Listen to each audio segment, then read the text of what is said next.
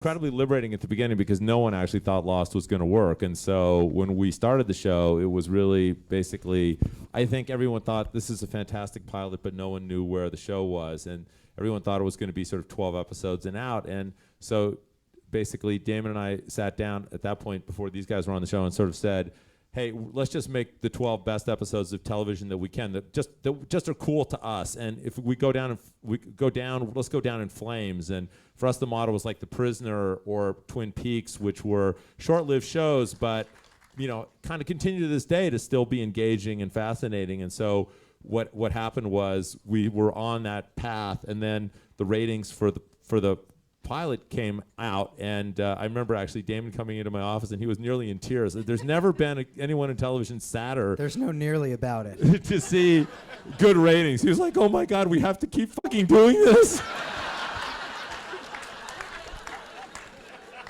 Then we cooked the mythology, and that was true. We started doing it a little bit, and then really between the first and the second season was when we did kind of the hardcore baking of the mythology that was sort of built for the long term, which was when we started mini camping. But we did concoct enough mythology to kind of get us through the first season, and we knew certain things that were down at the end of the line in the show, and we had some big sort of things that were demarcated. But it really was at that point that we said, okay, this show now does look like it's going to go for a while. We really have to now build it for a 100-episode model as opposed to a 12-episode model. And to that end, we anticipated that there was going to be a big problem. So very early on, certainly early in season 2, we began lobbying for an end date for the show because we realized that eventually, if we had a destination, our airplane was going to get there, but we were just going to have to keep circling it until we ran out of gas. And we all know what happens. It's not the nicest landing. So, but the network was obviously looking at it as the show is still a hit. Everybody's watching it. It's unheard of to announce an end date for a show this far in advance. So, we basically said, you don't understand. It's our job to look forwards because we know exactly where we're going and how much story we have. But once we reach the point where we can no longer continue to work towards something and we're just working, you're going to see it. And then the audience started responding, oh my God, the show's going nowhere. And then the network started seeing, oh my God, those guys are right. And it wasn't a told you so moment. It was basically they decided to end the show based on the fact that creatively, exactly what you're talking about, the absence of a plan and the idea that we were having to spin our wheels became very apparent. The two things that sort of came up all the time during Lost were question number 1, are you making it up as you go along? And the answer to that question is no.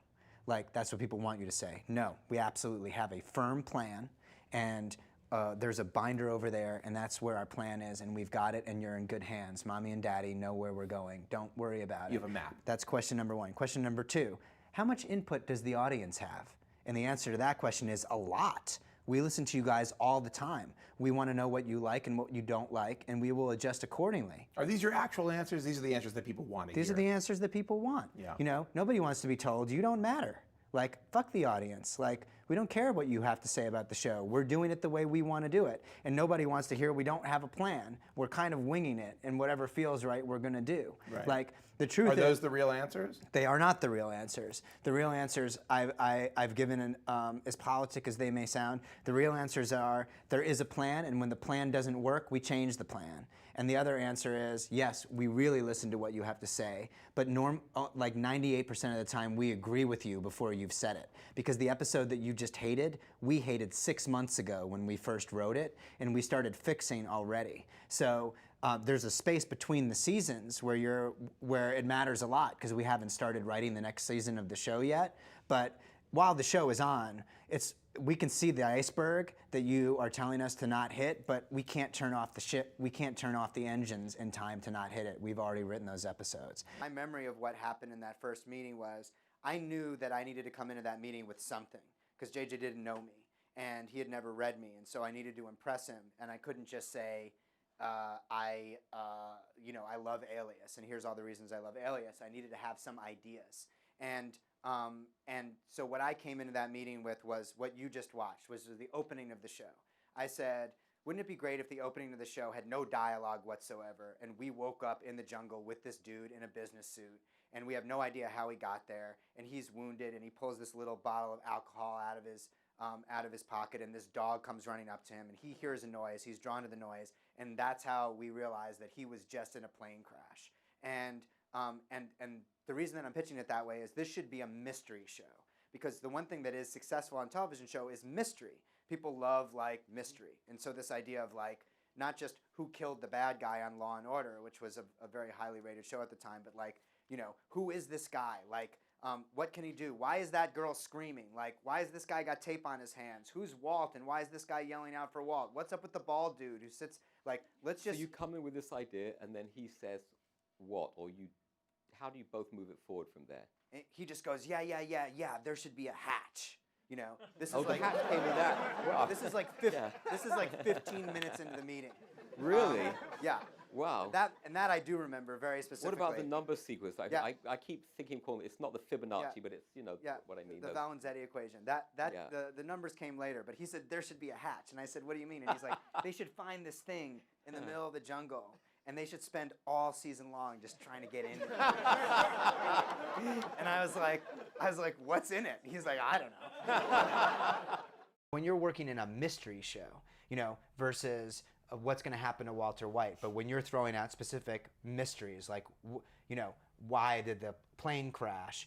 You can't do it that way because you have to have an answer to the mystery at the time that you present the mystery, or else I really do believe it is a cheat. Yeah. So it's letting certain things in the show develop organically in the, you know, in the AK, in the trunk kind of way, but the mysteries do have to have clearly defined responses. And Monday we would come in and there would be blank white board, and then the following Wednesday we would have to deliver 55 pages of material while we were coming up with the story for the next one and editing the one before that. And I was doing that more or less by myself.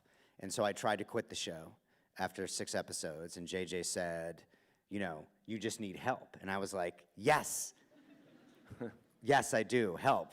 And he said, oh, no, I'm shooting Mission Impossible 3. So, like, do you know anybody who you think could come in and help you out? I thought of Carlton, who was my mentor on Nash Bridges, and he was developing a couple things over at Sony, but he wasn't on a show. So I called him up, and he asked me to send him the first 6 scripts, and he read them, and he was like, this is pretty cool, yes. And so he came on, and then we were partners into story. Let's just say a story, but particularly in TV, I feel because it's told over such a long period of time, is an organic living thing, like a child, where you can't have your child and say, you are going to be, you know, the starting pitcher for the Oakland A's, and I'm going to do everything that I can to curate that ability in you. So I'm going to start bringing, I'm going to put a ball in your hand, and you're going to start gripping it as a newborn, and then you're going to have a pitching coach as of 2. Right. And I'm just going to put you in front of the TV, and all you're going to watch is baseball. If your kid doesn't want to be a pitcher, they're not going to be a pitcher. So there will become a point where, you know, for every Tiger Woods, who basically that process did happen to, his dad said, not only am I genetically a golfer, I'm going to curate golfer in you. There's literally 100,000 kids who had golf clubs forced into their hands, who are basically like, fuck you, Dad, I'm going to be a ballerina. Right. You know, and the key is recognizing that point where your kid drops the ball and saying, all right, that's not working, we're going to do something else. But shows literally reject ideas, like bodies reject organs. 30 years old when the Lost pilot was shot, which feels probably to you guys like old, but to me felt very young and inexperienced. And the production was massive. We were shooting the show entirely in Hawaii, really without sets.